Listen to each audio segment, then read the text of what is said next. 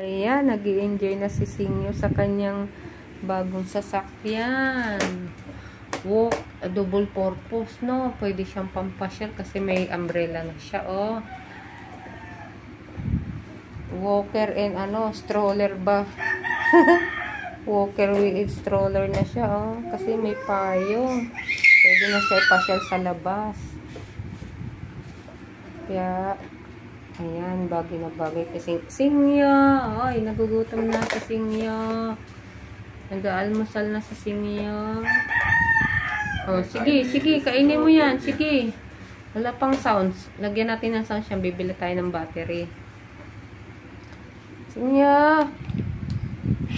Singyo. Uy. Ay. Aching. Enjoy ikaw dyan. Enjoy si baby. Sige, gugutom mo na. Naalmusal mo na talaga yan. Bibili tayo ng battery. Para ma-feel mo may yan, may sounds. Enjoy na si Singyo.